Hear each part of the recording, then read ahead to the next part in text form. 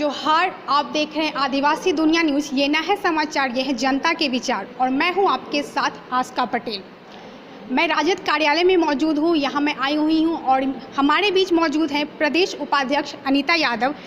मेरा यहां आने के पीछे पर्पज़ ये है कि मैं इनसे जानना चाहती हूं कि लोकसभा चुनाव लगातार चल रहे हैं और 25 मई को राजधानी रांची में है, तो इनसे हम बात करेंगे और जानेंगे कि मैम क्या बोलना चाहेंगी लोकसभा चुनाव को लेकर, किस तरीके से इन्होंने क्या कुछ किया है। मैम बताइएगा कि अभी लोकसभा चुनाव जो चल रहा है 25 तारीख को रांची में भी है, तो आपकी पार्टी की तरफ से किस तरह का कितना जोर लगाया गया, क्योंकि मोदी जो बीजेपी के मोदी हुए पीएम मोदी, वो जो लगातार दौरा करने में लगे हुए हैं, अपनी तरफ से बहुत ज़्यादा जो बोलते कोशिश कर रहे हैं। आपने बहुत सही कहा कि पीएम मोदी बहुत कोशिश कर रहे हैं, जबकि उनको होना नहीं चाहिए था, उनको करना नहीं चाहिए था, क्योंकि 10 साल में तो उनका काम बोलता। लेकिन आज बीजेपी को सरकार बनाए हुए 10 साल हो गया, पर अभी भी मोदी जी को जुमला करना पड़ रहा है, अभी भी नफरती भाषण देना पड़ रहा है। अभी तक वो अपने 10 साल के कार्य पर एक शब्द भी नहीं बोल पाए, ना अच्छे दिन पर बोल पाए, ना काला धन पर बोल पाए, ना भारत के विकास की बात कर रहे हैं, ना महंगाई की बात कर रहे हैं, ना बेरोजगारी की बात कर रहे हैं, ना ही अब चाइना को लाल लाल आंख दिखाने की बात कर रहे हैं, ना ही पाकिस्तान की बात कर रहे हैं, ना नारियों के सम्मान की बात कर रहे हैं। तो मोदी जी को तो बहुत कोशिश करनी पड़ेगी। रही हमारी बात, तो वाकई हम लोग उतना प्रयास नहीं कर रहे हैं। ये लड़ाई अभी जो भारत में आप देख रही हैं, वो जनता और बीजेपी के बीच में है, वो जनता और मोदी के बीच में है। तो मैम राजद में आपकी तरफ से भी क्या लग रहा है, कितना कुछ मतलब आप लोगों ने कितना तैयारी किया, क्या लगता है कि क्या होगा? नहीं, हमें तैयारी करने की ज़रूरत नहीं है, जनता तैयार है।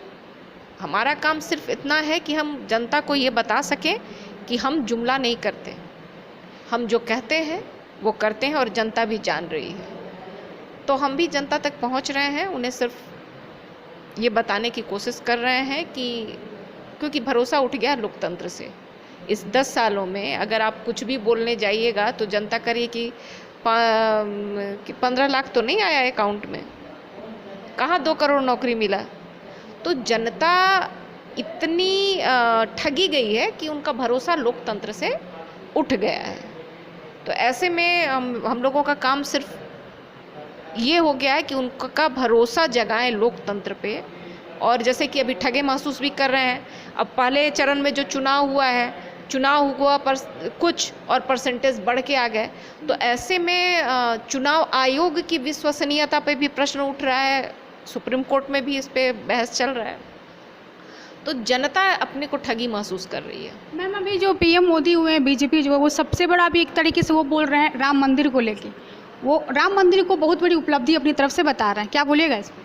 क्या लगता है कि राम मंदिर बहुत बड़ी उपलब्धि है देश के लिए? वो अपनी तरफ से लगातार बोल रहे हैं कि हम लोगों ने ये कहा है, वो कहा है। उन्होंने किया, शर्म नहीं आती है उन्हें? ना पैसा उनका था, ये पैसा जो था देश का था, उसका भी ऑडिट होना चाहिए कि कितना पैसा राम मंदिर फंड में आया और उस पैसे का क्या हुआ, पहली बात। दूसरी बात, ये सुप्रीम कोर्ट के ऑर्डर से हुआ, तो जो भी सरकार होती वो सुप्रीम कोर्ट के ऑर्डर को मानती ही मानती। ये केस चल रहा था, पहले 5 साल में क्यों नहीं मोदी जी बनवा दिए?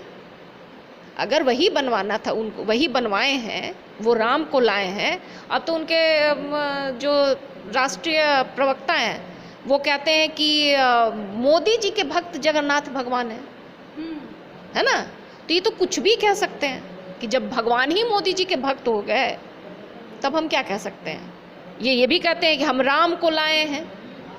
अब कहीं ये ना कहते हम राम को पैदा किए हैं। इतने गंदे लोग हैं, कुछ भी कह सकते हैं, हमारे भगवान का अपमान कर सकते हैं। भगवान के लिए हमारे मन में भी उतना श्रद्धा है, पर भगवान को बाजार में नहीं बेच सकते।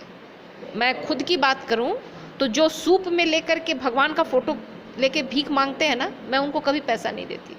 भगवान के नाम पे भीख जो भी मांगता है, वो चाहे चादर लेके चलता हो, या वो साईं बाबा का फ़ोटो लेके चलता हो, या हमारे राम जी या कृष्ण जी का फ़ोटो लेके चलता हो, जो भगवान के नाम पर धंधा करता है, उनको हम एक पैसा नहीं देते। हम अपना 5 साल का कीमती वोट क्यों दें?